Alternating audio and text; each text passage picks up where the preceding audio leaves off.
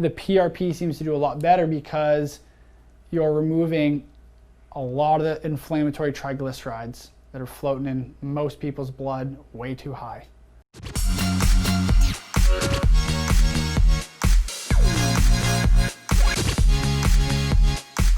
Let's say a patient is going to come get a PRP or stem cell procedure in 4 weeks. What type of fasting do I typically implement in the time period prior to that, but not directly before? Usually is a 16/8 daily, a 36-hour weekly, or a 72-hour bi-weekly. Okay? The reason there's variation is, one, I want to know what patients are willing to commit to.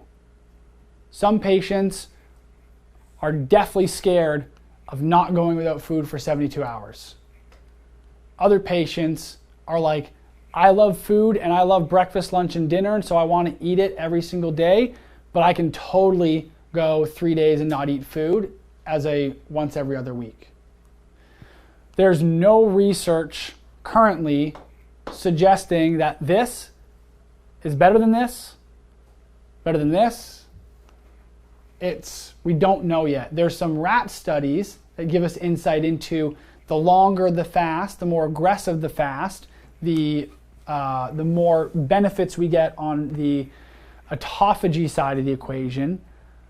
But does that actually translate into human data? Don't know yet. We know from that new randomized control trial that at least this 16 hours does seem to upregulate one of the genes associated with autophagy. There's some research studies in the cancer world that show an increase in circulating stem cells after about 16 to 18 hours of fasting. But I believe it's only one human study.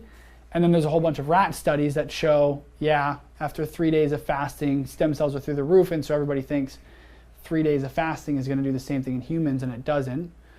So if a patient were 2 weeks out from a procedure, it would either be 16/8 daily, 36-hour once a week, or just a 72-hour within that 2-week period prior, preferably sooner rather than later.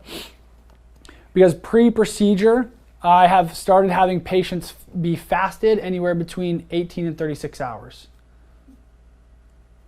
So if they're coming in for a PRP or a stem cell, usually prolotherapy I don't.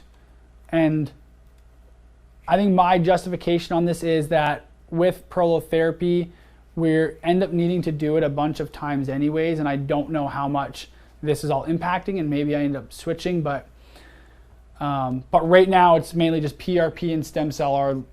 I'm telling patients I want you fasted anywhere between 18 to 36 hours before the procedure.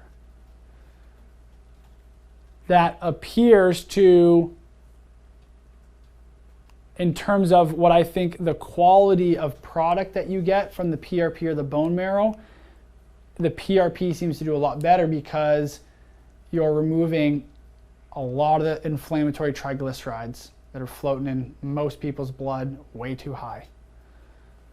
So, but this, if a patient comes to me and we're going to do a PRP procedure in a week because they're relatively healthy, and I'm concerned, or they start fasting and they get really lightheaded easily, they don't feel well, this gets adjusted. Because I don't want patients coming in feeling like crap before their PRP procedure. And so this prep work makes this easier.